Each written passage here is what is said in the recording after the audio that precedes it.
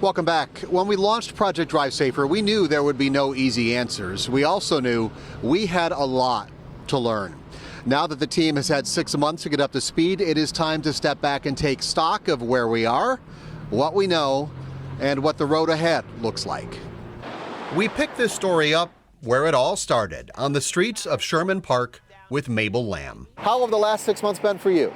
I would say the last 6 months have been enlightening. As someone who lives right on Sherman Boulevard, Mabel knows better than most how dangerous these streets can get.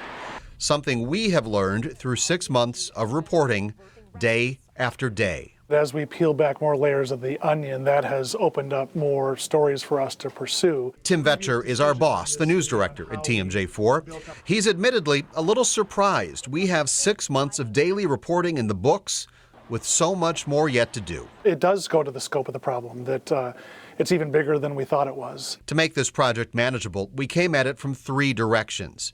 Engineering, how our streets are built. Enforcement, what police and the courts are doing to hold drivers responsible. And education, from basic driver's ed to simple common sense. On engineering, movement came quickly as the city of Milwaukee started building curb extensions or bump outs at some of the most notorious intersections. That effort to fix things also exposed a major obstacle. It's a lot of work to get city and state to work together. Government cooperation does not come naturally. Reckless driving is primarily a Milwaukee problem, but the city can't even begin to try and solve it without help from the county and the state. That's because some of the biggest problem streets are actually county or state highways. Here's an example. Back in October, the Wisconsin Department of Transportation's then spokesman told our Sean Gallagher, those city bump outs, they won't work. Wouldn't that eliminate, unsafe passing on the right? Nope. Maybe if you put bump outs? You don't think they're going to go over a curb? And how did that go over with the people in the neighborhoods pleading for help? A lot of people found that fairly laughable. Some found the state's response fairly insulting. I guess a lot of people, including myself, is kind of, used to not getting assistance that we otherwise would get, if we were in Whitefish Bay or Brookfield. On enforcement, 2022 was Milwaukee's lowest number of traffic citations in 5 years. Tickets for reckless driving were up 33%. Even then, a lot of people just ignore their tickets. Ben Jordan showed us 45% of Milwaukee speeding tickets are unpaid. For reckless driving, that number is even higher, 77%. Montel. Some drivers have decided the consequences are so low stakes, they just ignore them. You got pulled over without a license twice in the same day. How'd that feel? Man, it's all right. It'll be all right. It's going to get better later. Montel Brown has been ticketed by Milwaukee police 115 times in the last decade. In 2018, he was pulled over with a revoked license twice in one day in the same car.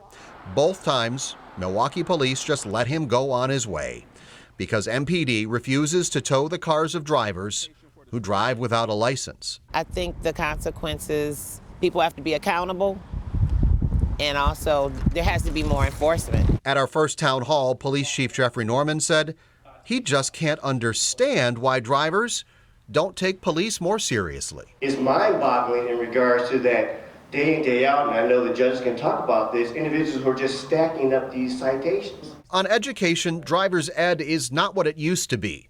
In 3 out of 4 Wisconsin schools, it's not even an option. Put it back in drive. There we go. The biggest reason? Wisconsin cut state funding for driver's ed 2 decades ago.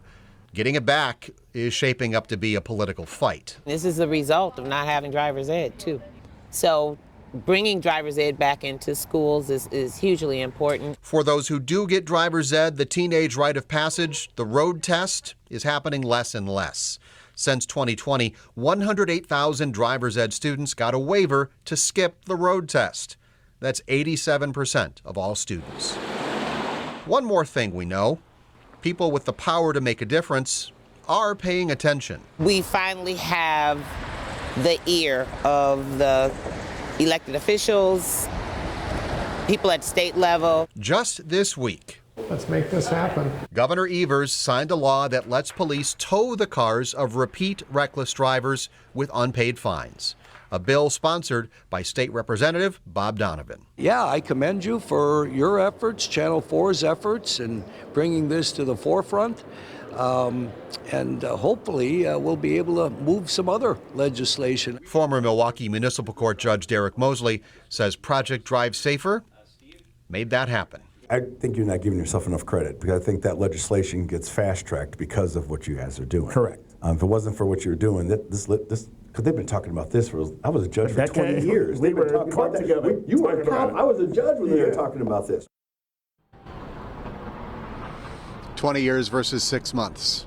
So what comes next? Look for more reporting on the obstacles and the consequences. What are the things standing in the way of safer streets, and what can be done to make sure more drivers stay on the right side of the law? We also want to hear your thoughts. Let us know. The place to do that, projectdrivesafer.com.